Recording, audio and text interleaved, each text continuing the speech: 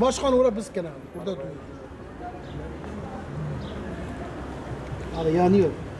Çabuk çabuk birleşin. 2-3 tane post. Gülüyorlar ha.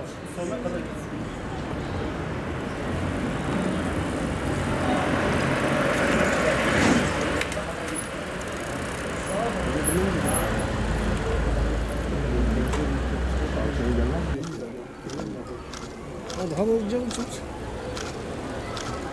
Tamamdır abi. Pedal Arkadaşım projesine Diyarbakır'dan katıldım. Urfa, Adıyaman, Antep şehirlerine biz beraber gideceğiz.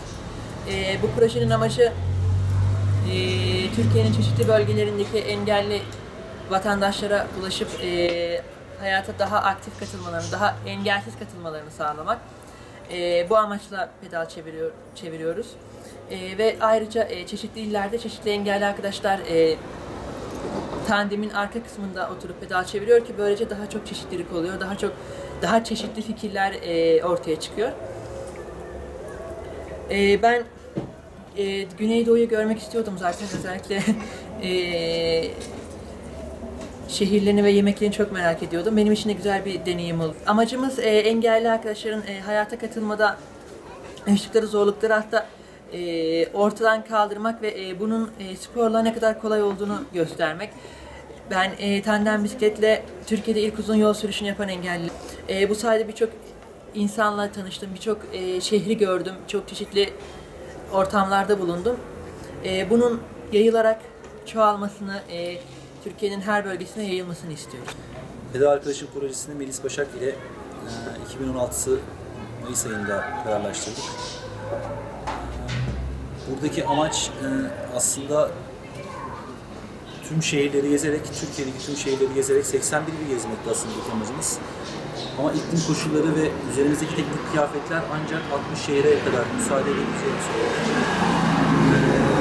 Şu ana kadar 19 tane şehre uğradık ve 19 tane olmuş olduğumuz şehirde bütün engelli bireylerle iletişime geçip önümüzdeki 36 aylık süreci planladık. 36 aylık süreci örnek olacak olarak anlatırsak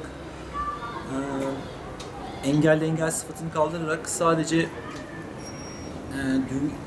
senede bir gün kutlanan bu etkinlikte biz diyoruz ki 36 ay boyunca aynı etkinliği gerçekleştiriyoruz.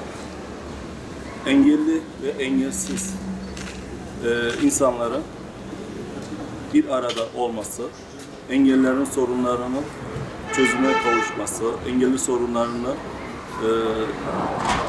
duyurabilmeleri açısından yaklaşık olarak 60 ili gezecekler. Bu Adıyaman'ımızda sayı olarak 19. Yarın inşallah kısmet olursa Gaziantep'e gidecek. Bu arkadaşlarımız gerçekten çok iyi bir iş yaptılar. Çünkü gerçekten engelli vatandaşlarımızın sorunlarını anlatabilmek, sorunlarına çözüm bulabilmek, daha doğrusu bir farkındalık oluşturmak amacıyla böyle bir projeye adım attılar. Sadece 3 Aralık Dünya Engeller Günü'nde değil, sadece 10-16 Mayıs Engeller Haftası'nda değil, 36 ay boyunca Türkiye genelinde bütün illerde böyle bir etkinlikler düzenlenecek. Sadece engelli değil, engelli, engelsiz, işte kimisi tekerli sandalyeyle katılım olur, kimisi bisikletiyle olur, kimisi kitap okuyarak,